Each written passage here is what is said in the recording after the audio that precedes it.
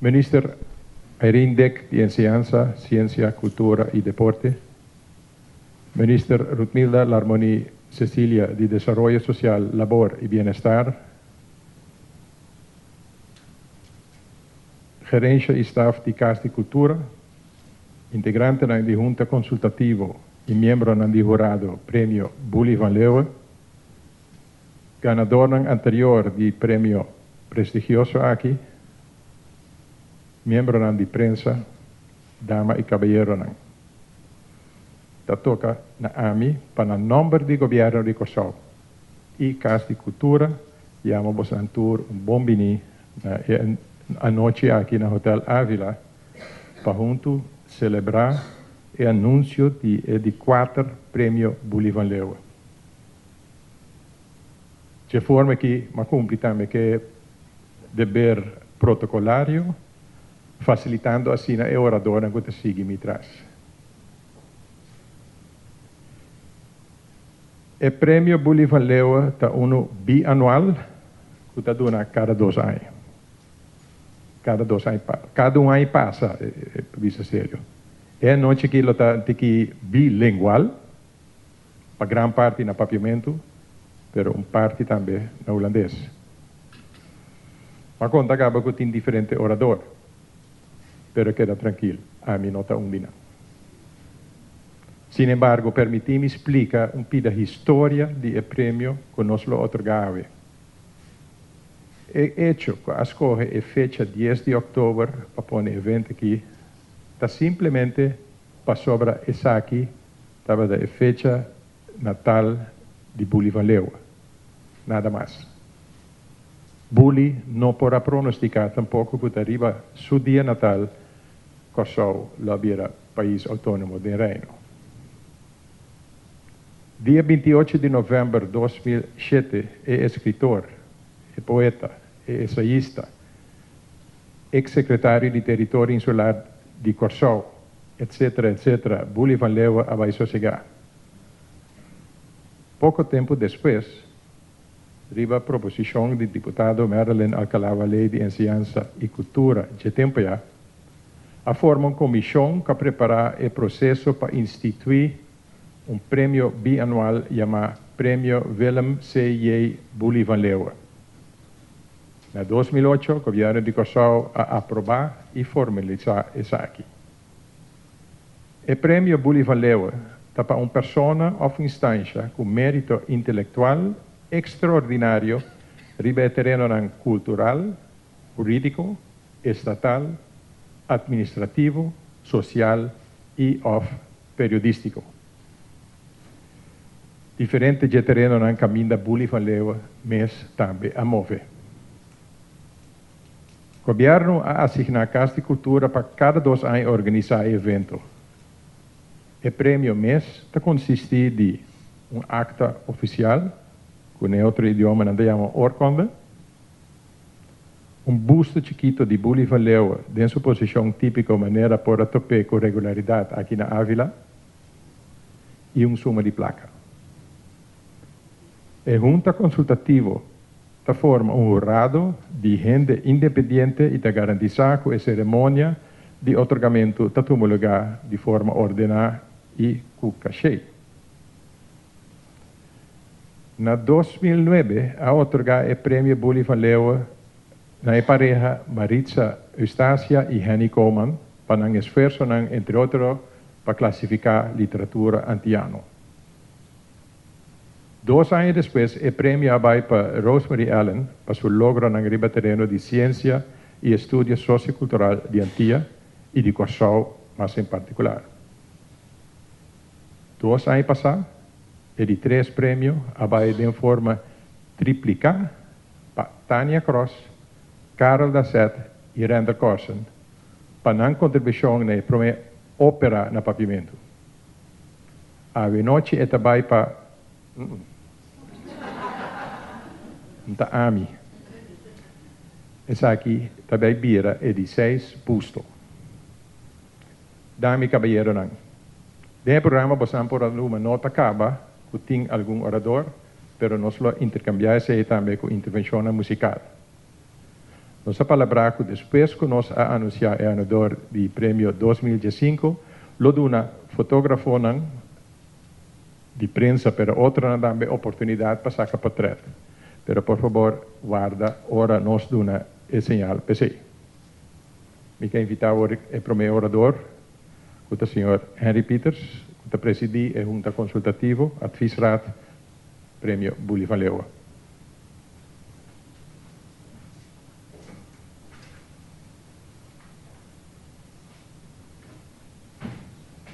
Muchas gracias, Frans. Ik quito mi bril. El tema de hoy, dimita A Picture is Worth 1,000 Words. En toen nos agregar een videoclip, More Than a Million. Excellenties, geachte dames en heren. Vandaag, de 10e oktober, geboortedag van Bully van Leeuwen, zal onze aandacht uiteraard gericht zijn op Bully van Leeuwen en, vanzelfsprekend, ook op de winnaar van de Premio Bully van Leeuwen 2015. Desalniettemin willen wij een speciale aandacht vragen voor 3 andere personen, waarvan er 2 nauw verbonden zijn geweest met ons aller Bully en ook de Premio Bully van Leeuwen. Dank u.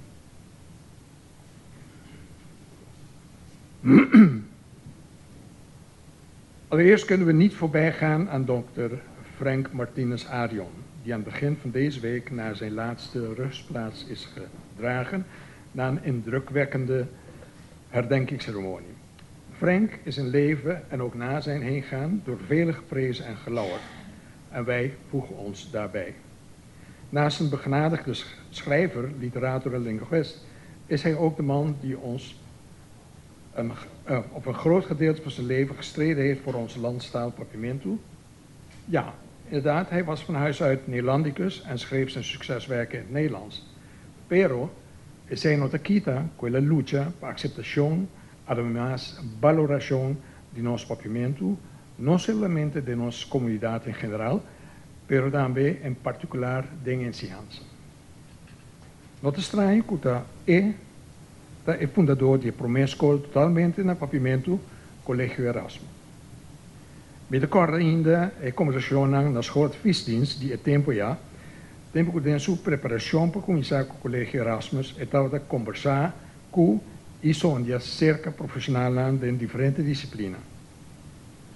Me contei-lhe de um viagem tocando uma experiência com a Amitatim de anos 60, we zijn met in Barro Blanco, de International Students Club de Universidade de Lovania, Leuven, na Bélgica.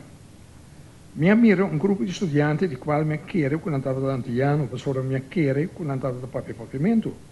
Per ora come hala acerca abbiamo risultato con andato di Cabo Verde, un archipelago west di costa di Africa. Nossa conversa e canta Hari na Capverdiano, Crioulo e Papiamento un buon parte di noche.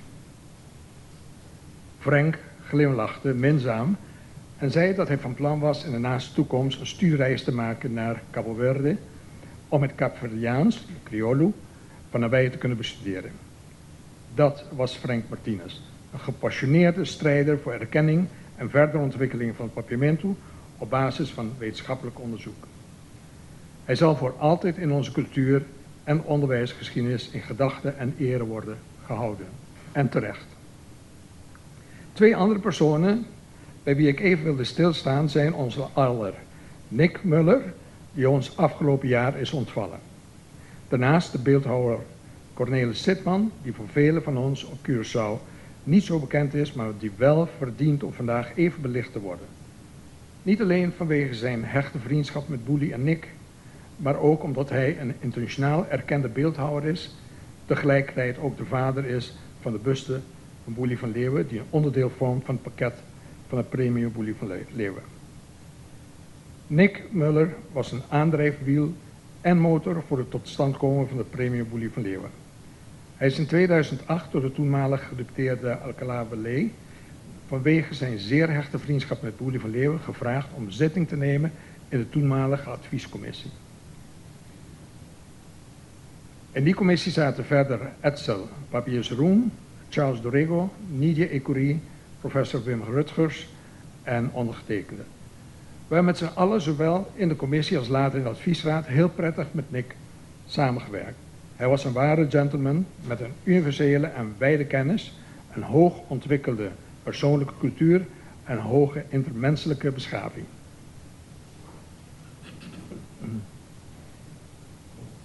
We zijn erg blij dat we hem als adviesraad bij de vorige uitreiking van de Premie Boelie van Leeuwen 2013,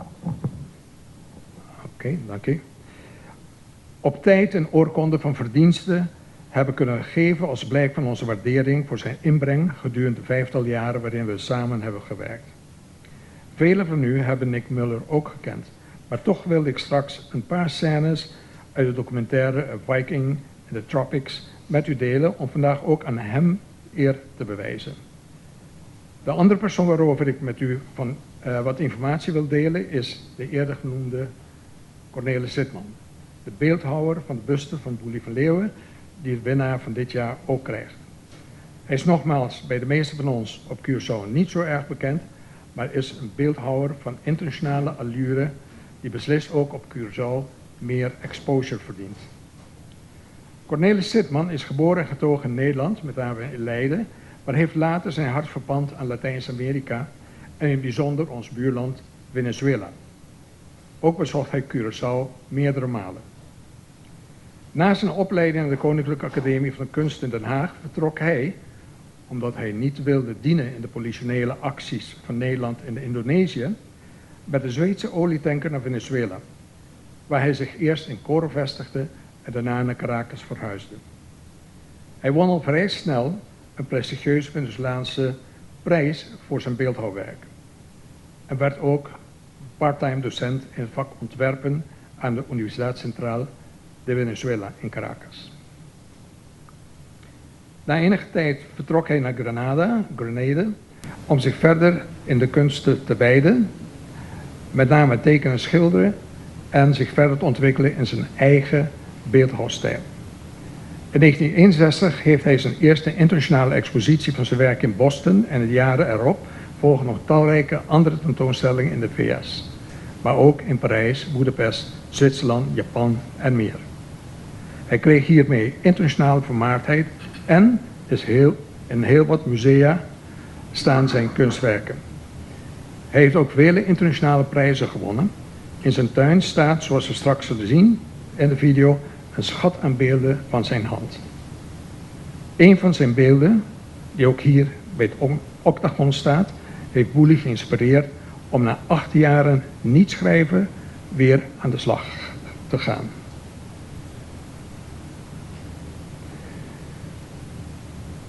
Indachtig de gezegde die ik daarnet al in het begin noemde, a picture is a word 1000 words, vinden wij dat een videoclip is more than a million words. En voordat we naar de video gaan kijken, wil ik heel even aangeven dat in samenwerking met de afdeling Informatie en Communicatie van de Casa di Cultura en met toestemming van en dank aan onder andere Tone Muller, dochter van Nick, die hier is, alsmede Marie-Loes Schoenmakers, die samen met mevrouw Hester Jonkhout, ook hier aanwezig, deze documentaire gemaakt hebben, presenteren we u zo meteen de synopsis van de film A Viking in the Tropics, waarin zowel Nick, Cornelis als Boelie voor het voetlicht komen.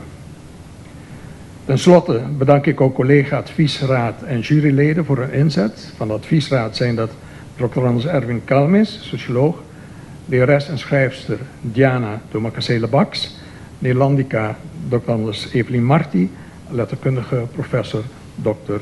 Wim Rutgers.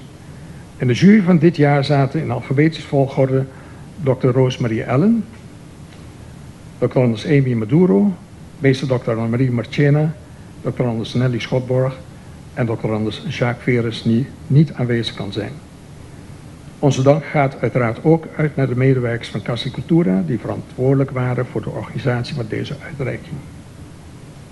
Laten we samen even naar enkele scènes van de film Viking in the Tropics kijken. Dank voor uw aandacht.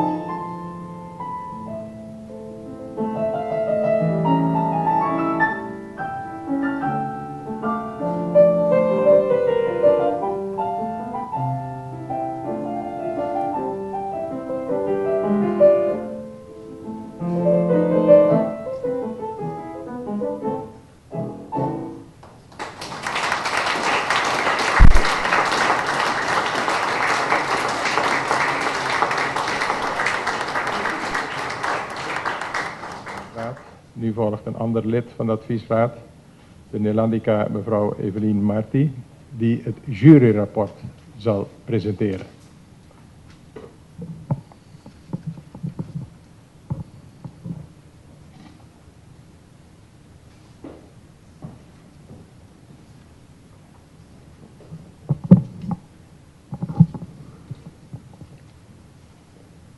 Dames en heren, hartelijk welkom bij de 4e prijsuitreiking van de Premio Boelie van Leeuwen.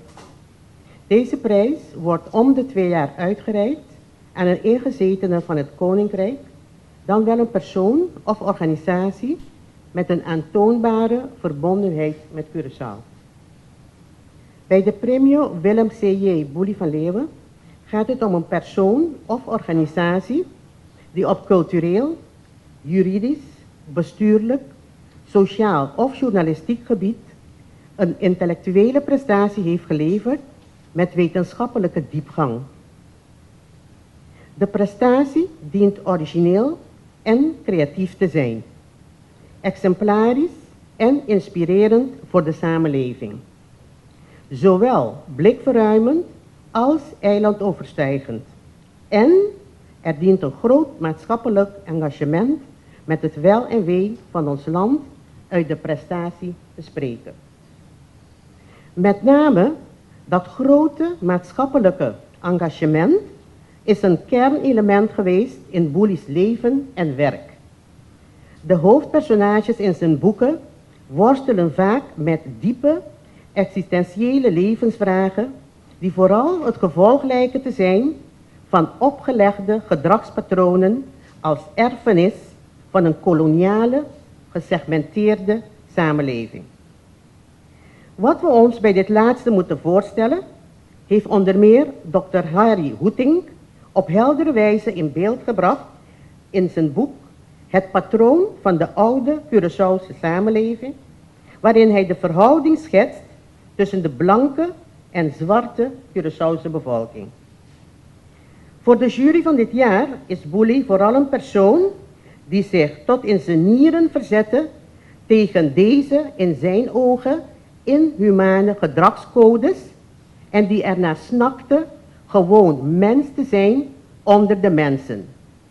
Alle mensen, ongeacht ras of kleur. Bij de kritische oriëntatie op alle genoemde criteria en de discussie van de jury heeft zij met dit maatschappelijk engagement van Boelie in het bijzonder rekening gehouden. Meewegen van deze laatstgenoemde extra dimensie leidt tot de vraag naar het maatschappelijk belang van geleverde prestaties, met name gereflecteerd op welke sociaal-maatschappelijke vraagstukken ons land in zijn functioneren in de kern raken. Veel van die vraagstukken raken elkaar. Wetenschappelijk onderzoek daarnaar verdient naar onze mening bijzondere aandacht. Maar om de samenleving bij de les te houden en sociaal-politieke bewustwording en verandering te stimuleren, schiet wetenschappelijk onderzoek in ivoren torens tekort. Het moet gaan om het op gang brengen van een breed debat in de samenleving.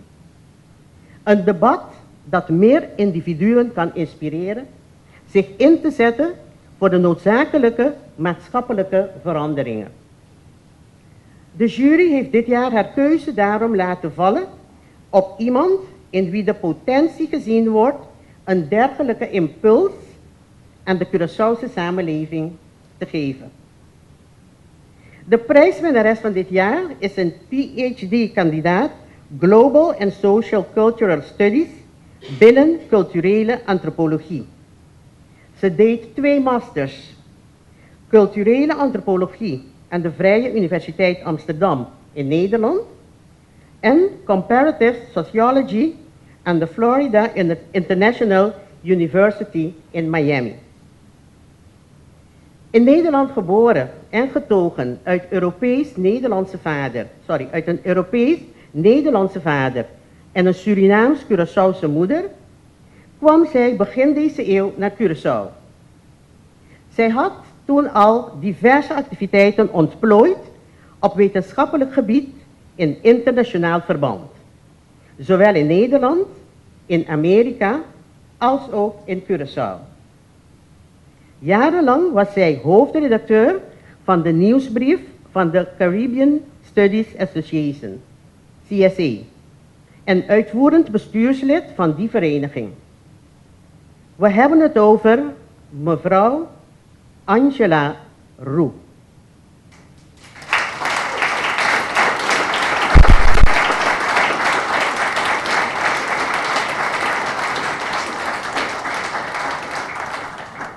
Ik ben nog niet klaar hoor.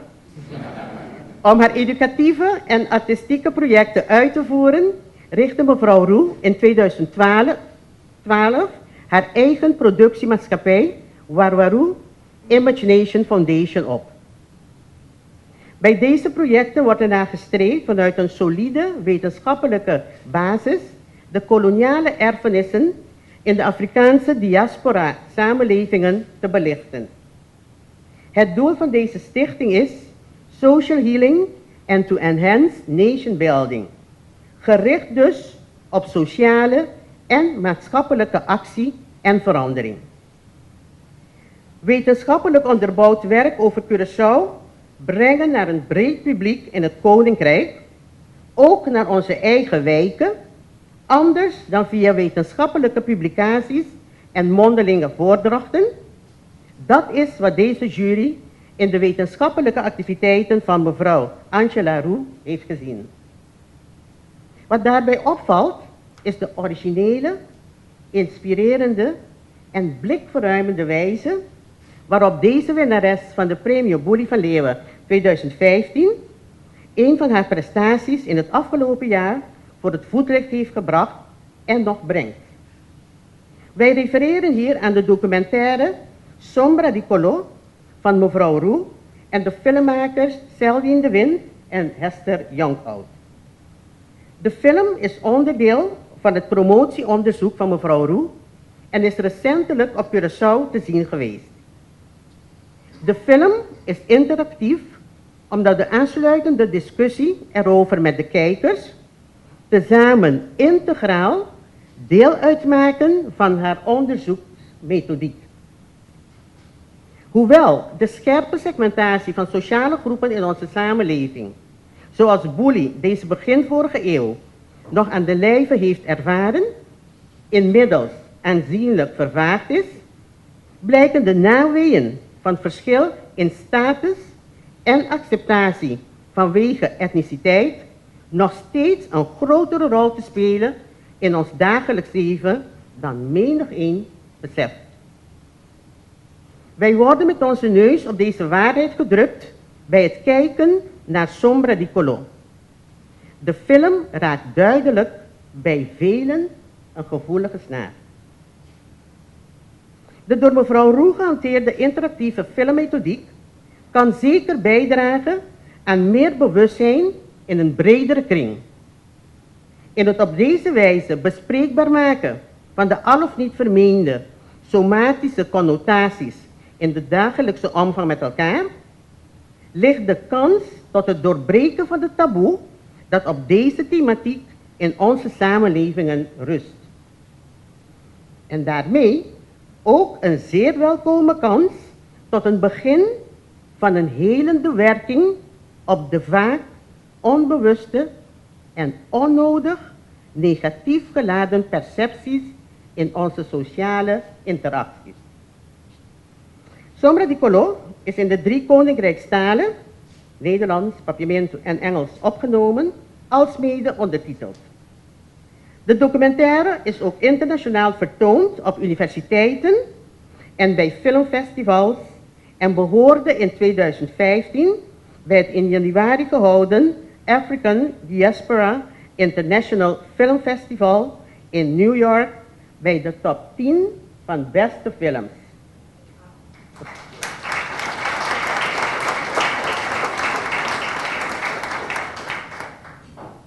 Grensoverstijgende erkenning dus. Het promotieonderzoek voortzettend is de documentaire inmiddels meer dan 50 keer gedraaid op onder andere Curaçao, in New York, New Orleans, Paramaribo en Mérida, Mexico.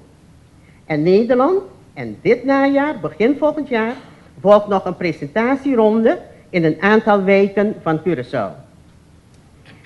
Weliswaar is de jury in dit rapport uitvoerig ingegaan op de filmproductie van mevrouw Roux. Zij heeft zich echter bij haar oordeelsvorming zeker niet daartoe beperkt. Bij de Florida International University doceert zij als onderwijsassistent in diverse vakken van de vakgroepen Comparative Sociology en Global and Socio-Cultural Studies. En sinds 2004 heeft zij meermalen op uitnodiging in Curaçao voordrachten verzorgd bij de UNA, thans University of Curaçao, Dr. Moises da Costa Gomes, en bij naam over onder andere kolonisatie en slavernij, hedendaagse rasrelaties in Curaçao en de wortels daarvan in koloniale slavenwetgeving. Maar ook bij Bridgewater State University over colorism en pigmentocracy in de Dutch Caribbean. Ik krijg een droge keel van alle... Het is zoveel, Angela. Mag ik even een slokje water? Dank u wel.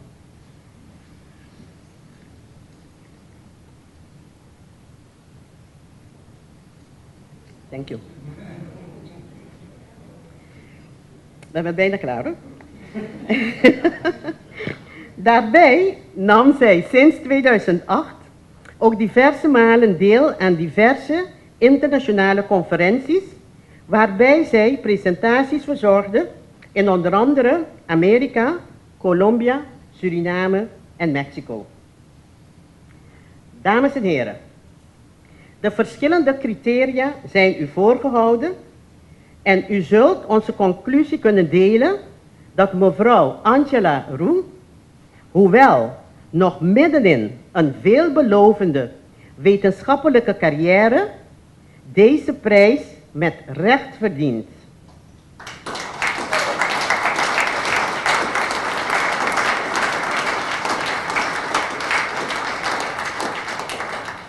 Wie het aandurft, misschien wel, de meest gevoelige problematiek van onze samenleving op de beschreven wijze bij de horens te vatten, toont lef.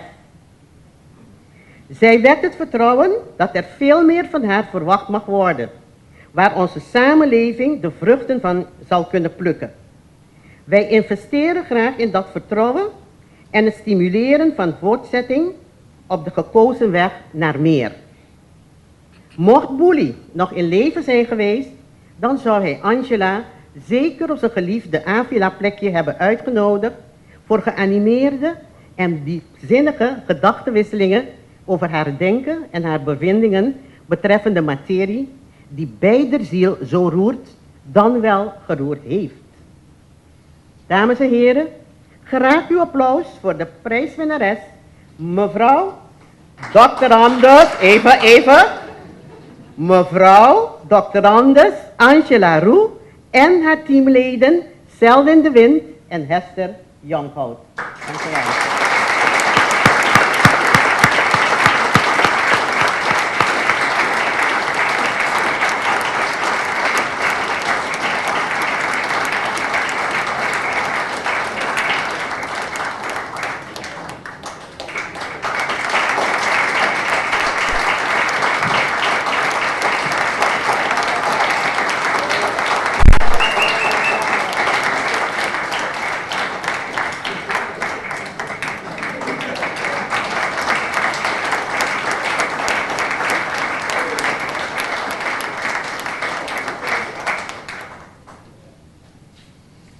Applaus te bom, niet per je premio mesa ainda sim. Nós estava aí muziek back. Nós tínhamos também a noite flautista Esta me escondí atrás.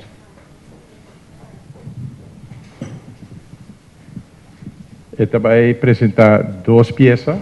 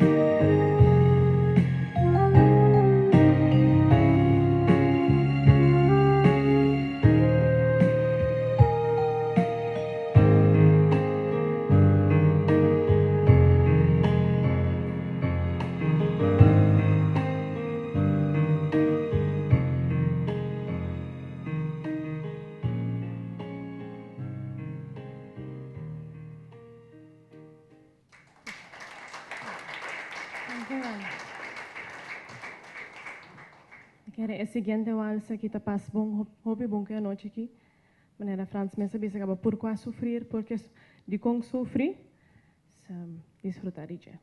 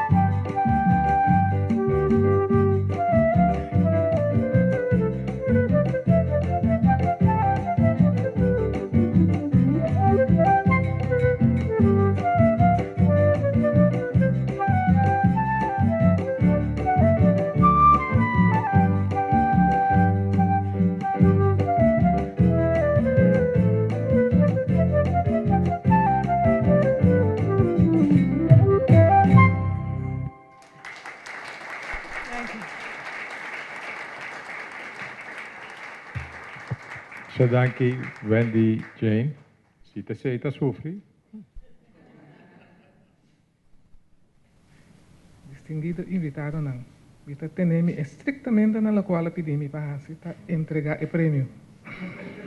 Mi notei papia, mas que a música estava assim, dushi de ewas mi notei balia, mi notei toca, lo qual se me tem assim, para invitar a senhora Angela Rudi Landi para nós por entregar o prêmio, anto felicite, ante dune su braça.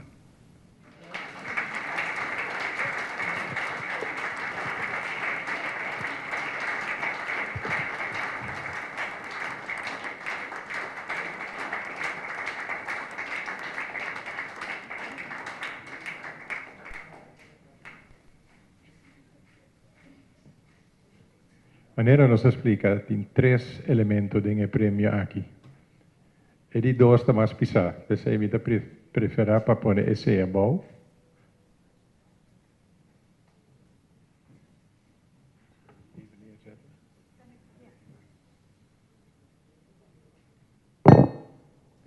Entende com duro, sim.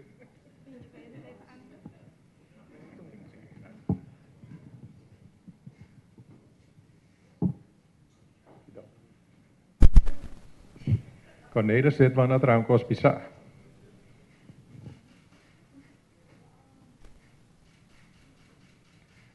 De bully sinta di riba su koffie, aqui na Ávila, com seu sombré.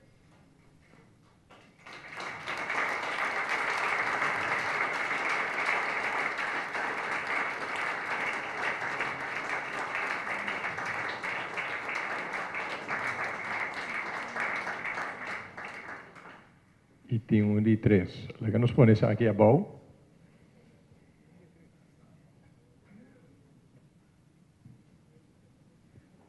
E de 3. Ja, minister Jardim não tem, dus de minister Dek mesmo entregar e check.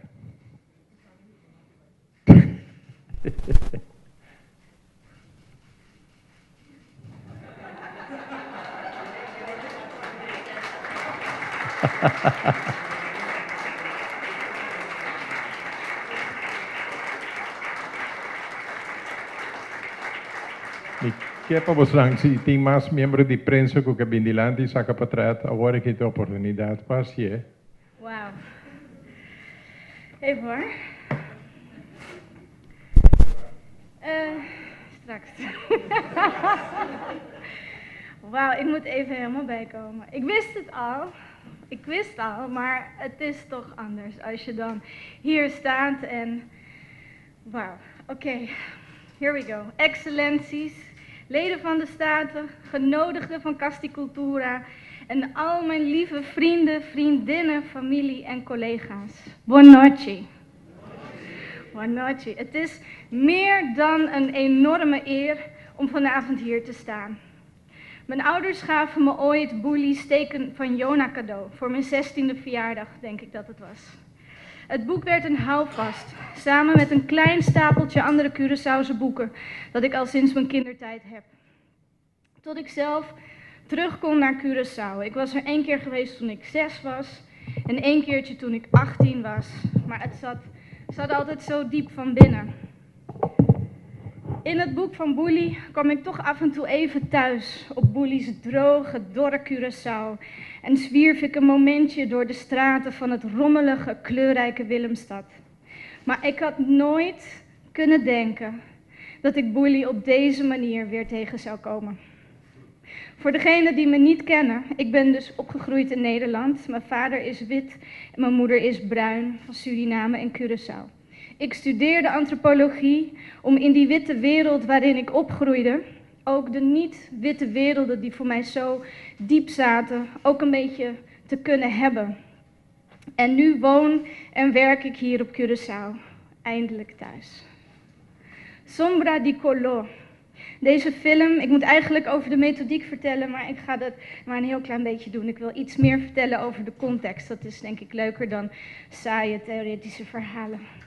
De film begon jaren geleden in mijn hoofd. Toen ik 24 was, maakte ik kennis met de raciale werkelijkheid op Curaçao. Ik kwam op vakantie, voor het eerst zonder mijn ouders. Een tante van me, waar ik destijds logeerde, zei: je mag alles doen wat je wil, maar kom niet thuis met een zwarte man. Ik schrok daar zo van. Ik kende ik kende dat helemaal niet van Nederland. Dus ik dacht eerst dat ze een grap maakte, maar dat was geen grap. En ik kon haar niet zeggen wat ik voelde en wat ik dacht, want ik ben niet zo opgevoed. Ik dacht, mio no. Dus ik zette mijn boosheid op haar, maar ook op de raciale structuur van Curaçao en van Nederland, om in onderzoek. Dat was het beste wat ik had. Ik moest er wat mee. Het duurde wel even, maar uiteindelijk 6 jaar na die zomer op Curaçao is het me gelukt. Ik had mijn masters gehaald in Amsterdam. En met wat moeite vond ik uiteindelijk, na jaren zoeken, een PhD-positie in Amerika met een scholarship. Ik verhuisde naar Miami en studeerde weer antropologie, maar nu met een specialisatie in African Diaspora Studies, racisme en colonial heritage. Onderwerpen die in Nederland niet of nauwelijks worden onderwezen. Ik had inmiddels vaker op Curaçao gewoond en gewerkt voor Norman de Palm, die me ooit in de trein tussen Utrecht en Amsterdam verleidde om te komen werken voor Teatro Luna Blauw. Dat heb ik gedaan en ik vond het geweldig. En ik ben steeds maar blijven terugkomen naar het eiland. Tijdens mijn studie in Miami bracht ik heel vaak de winter- en zomerbreaks hier door. Maar sinds 2011 woon ik echt hier. Om onderzoek te doen en nog veel meer. Ik moet zeggen, ik durfde eigenlijk niet tegen mensen te zeggen dat ik onderzoek ging doen naar ras en naar kleur. Dat vond ik echt eng. Ik heb zelfs periodes gehad dat ik dacht van, oh god, ik doe dit, maar zometeen word ik van het eiland afgejaagd als een soort persona non grata. Dus je kan imagine hoe ik me nu voel met deze avond en alles wat er in plaats van die reactie gekomen is. Maar goed, ik heb altijd dat taboe gevoeld over ras en kleur. Alsof het een spiritu is die achter je staat en die je gaat bespringen als je toch erover praat. Maar ik ontdekte met vallen en opstaan dat mensen juist heel graag praten over ras en kleur. En heel makkelijk. Ook al doet men het eigenlijk nooit. Het begon in de supermarkt een keertje. Toen iemand me vroeg, maar wat is nou eigenlijk het onderwerp van je onderzoek? En ik had haast, ik moest verder, dus ik zei ras en kleur. En die persoon zei, oh, bla bla bla bla. Die begon een heel verhaal, hele ontboezeming midden in de supermarkt over wat ze meegemaakt had. En wauw, ik dacht, nou, er is dus niet zoveel voor nodig om mensen aan het praten te krijgen. Ik had allemaal ingewikkelde vraagstructuren ontwikkeld, dat was dus niet nodig. Ik heb 1 vraag gesteld. Aan de 30 mensen in mijn onderzoek heb ik 1 vraag gesteld. En dat was, vertel me iets over kleur. Ik wilde niet sturen, ik wilde niet zeggen van vertel me iets over kleur en je familie. Vertel me kleur en werk, kleur en relaties. Nee, ik zei, wat ik snap en weet van kleur, laat dat erbuiten. Laat me kijken wat mensen vertellen. En ik heb heel veel verrassingen gehad. Maar ik wilde, zoals mevrouw inderdaad al had verteld in haar hartverwarmende introductie en juryrapport. Ik wilde meer dan alleen onderzoek doen. Dat heb ik altijd gehad. Ivoren Toren is ook mijn pet peeve. Ik werk er, ik woon er een beetje, maar ik moet altijd meer. Dus ik wilde een film maken, dat wist ik al heel lang. Maar het enige probleem was, ik wist niks van filmen. Ik had nog nooit een camera vastgehouden. Ik had ook niet zo'n flipcam thuis of zo. Maakte geen home video's. Ik wist niks. Dus de eerste personen die mij op weg hielpen waren Felix de Rooij en Kirk Klaas. Zij gaven me de eerste ideeën over hoe ik de film zou gaan opzetten. En toen vertelde mijn oude vriend en collega Pito Polo, die zei tegen me, weet je wie terug is op het eiland? Selwyn de Wind. Nou, ik kende Selwyn niet persoonlijk. Ik had hem nog nooit ontmoet. Dus ik mailde Selwyn, ik belde Selwyn, ik facebookte Selwyn en ik zei, je moet meedoen. Nou ja, hij had aanvankelijk niet zo heel veel vertrouwen in het project en zeker niet in mij. Hij kende mij natuurlijk niet. Iedereen kent Selwyn, maar hij kende mij toen nog niet. Dus hij dacht, ja, dit meisje, wat komt ze, weet je, ze great idea, maar ze weet niks van film. Hoe ga je, als je nog niet eens 5 minuutjes hebt gemonteerd, een feature documentaire maken? Maar het project raakte hem, dankie Dios. En hij heeft meegedaan. Hij is gebleven. Een paar maanden later ontmoette ik Hester Jonkhout, ook een geweldige film- en documentairemaakster die net weer terug was verhuisd naar Curaçao. En ook zij viel voor het thema. Dankie Dios. Heel blij mee. Hester en Selwyn waren mijn harde kern. Zonder hen en hun fantastische filmskills en dedication had ik Sombra nooit kunnen maken. Echt niet. 2 jaar lang hebben we met z'n drieën keihard gewerkt om 30 mensen te interviewen in 5 verschillende wijken, 4 verschillende klassenlagen met 1 wijk in Bandabau. 30 mensen verdeeld ook over 3 generaties, allemaal verschillende kleuren. Het was heel veel werk, het was fantastisch werk om al deze mensen te ontmoeten en hun verhalen te horen, om alle mooie shots van het eiland te maken en om Sombra di Colo in elkaar te zetten. Dus ik ben jullie eindeloos dankbaar, net als de 30 dappere mensen die meegedaan hebben in de film, waaronder ook mijn mooie moeder, die helemaal uit Nederland is gekomen en daarvoor moet ik mijn stiefvader bedanken, dat hij haar meegenomen heeft, het mogelijk heeft gemaakt. Zij heeft in de film ook een interview gedaan en ze is er vanavond bij, heel fijn. Het team werd groter. Er zitten een heleboel mensen van mijn team, van Sombra di Colo, in de zaal. Er zijn mensen die hielpen met de interviews uittypen, met het regelen van de sponsoren voor de 200.000 gulden die de film gekost heeft. De bestuursleden moesten er komen voor mijn stichting. Het geluid, de soundscape, de muziek, graphics, vertoning van de voorstellingen. En toen was de dag van de waarheid aangebroken. En ik dacht nog steeds, nou ja, wie gaat komen? Ik had er niet zoveel vertrouwen in. Dat was een film die uit mijn hart is gekomen, maar ik wist niet wat er zou gaan gebeuren. Ik heb 4 voorstellingen gepland. Dat staat er in mijn plan, in mijn begroting. In Teatro Luna Blau, inclusief de première. Vandaag heeft de film 60 keer gedraaid. 36 keer op Curaçao, waaronder 11 schoolvoorstellingen. En daarvoor wil ik Segni Bernardina heel hartelijk bedanken, want Teatro Luna Blau is mijn co-producent geweest. En daardoor is het mogelijk geweest, financieel mogelijk geworden, om de film zo vaak te kunnen vertonen. We hebben al gehoord, de film ging naar het buitenland uitgebreid en we komen net terug van een tournee in Nederland, waar we meer dan 20 grotendeels uitverkochte voorstellingen gehad hebben in de grote steden in Nederland. Ik wist niet wat me overkwam. En overal, en dat is inderdaad de rijkdom die de film blijkbaar toch heeft gehad, overal praten mensen na de film. Op Curaçao ging Mario kleinmoedig na afloop met de zaal een gesprek aan. En altijd kwamen er verhalen los, zoveel verhalen. Jong, oud, wit, bruin, arm, rijk, iedereen zat in die zaal. En iedereen praatte, ook in Nederland. Rustig, gewoon nice, gewoon comfortabel. Het waren moeilijke verhalen, maar er is nog nooit iemand boos weggelopen. Er heeft nog nooit iemand ruzie gemaakt. En als we dan na 30, 40 minuten de zaal uit, gevraagd worden, jongens, we willen ook naar huis. Please. Dus dan gingen mensen gewoon rustig verder praten op het terras van Luna Blau. En mensen die elkaar nooit hadden ontmoet, wildvreemde mensen, bleven praten. En dat vond ik zo heftig, dat mensen die elkaar niet kenden, daar elkaar ontmoeten. Dus de film heeft echt veel losgemaakt. Het is veel verder gegaan dan ik ooit had verwacht. Soms kwamen mensen 4, 5, 6 keer terug. Ja, met hun moeder, met hun tante, met hun buurjongetjes, met hun kinderen. Ook in Nederland.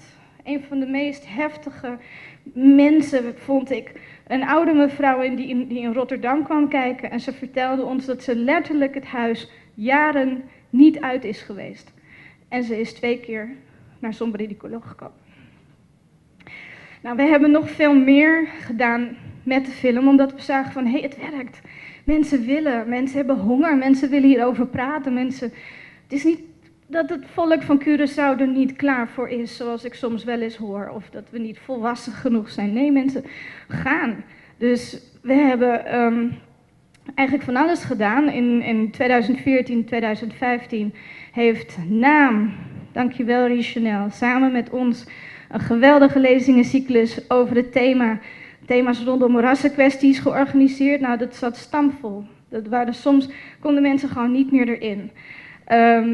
Een heleboel kunstenaars hebben Danke Dios meegedaan met onze Sombra di Color Art Exhibition, waar ook veel mensen naartoe gekomen zijn. We hebben ook in het afgelopen voorjaar een youth competition georganiseerd, waar veel jonge mensen, veel scholieren aan mee hebben gedaan. Dat was zo ontzettend leuk. We hebben ze gevraagd om een constructieve oplossing te verzinnen voor racisme. En hun werkstukken waren geweldig. In het voorjaar willen we inderdaad een tournee organiseren in de arme wijken. Want ja, let's be honest, heel veel mensen komen niet naar Luna Blauw. Het is ook niet heel goedkoop. Ik bedoel, en je moet er naartoe enzovoort enzovoort. Dus ik denk, weet je, we gaan gewoon naar de mensen toe. Film onder de arm met een beamer. En dan gaan we naar 20 arme wijken. En dan willen we ook heel graag anoniem de verhalen van mensen opnemen. Ja, en dat we dus horen wat mensen allemaal te vertellen hebben. En dat kunnen we dan terugkoppelen aan bijvoorbeeld de overheid. Nou ja, zoals ik al zei, de film is oneindig veel groter geworden dan ik had gedacht. Het begon met een stukje boosheid waar ik uiteindelijk heel dankbaar voor ben aan die tante dat ze die opmerking maakte. En ja, Atamiyaki, dat is toch wel een beetje, ja, heeft ze toch wel voor elkaar gekregen, zij ook. Dus ik had nooit verwacht dat de film zoveel erkenning zou krijgen. Nogmaals, ik was bang. Ik was echt bang om naar buiten te komen ermee, maar ik ben blij dat ik het heb gedaan. En ik wil iedereen bedanken die eraan heeft meegewerkt. Iedereen die is komen kijken. Alle sponsoren en fondsen die hebben meegedaan. En iedereen die bij deze waanzinnige prijs betrokken is geweest. En in het bijzonder bedank ik mijn partner in crime en mijn lief, mi amor, Selwyn de Wind.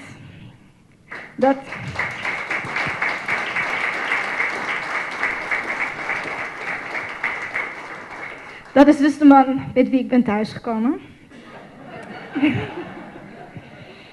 Mijn tweede partner in crime en mijn lieve vriendin Hester Jonkhout.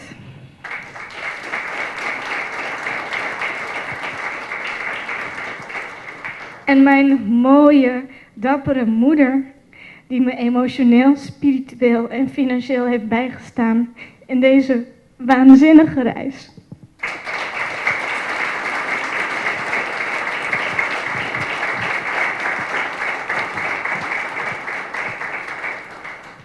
Heel veel dank iedereen for believing in me.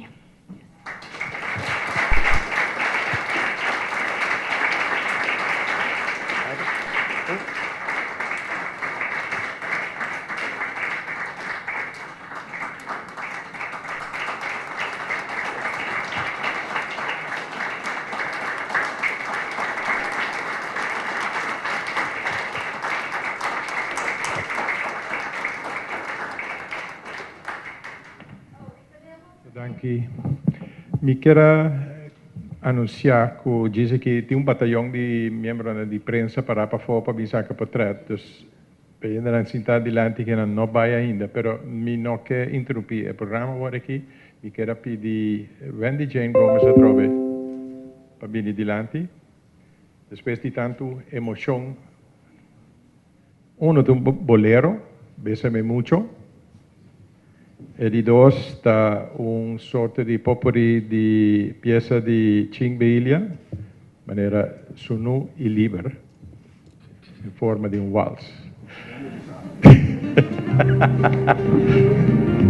Danke, Joseph, mio amico di prensa.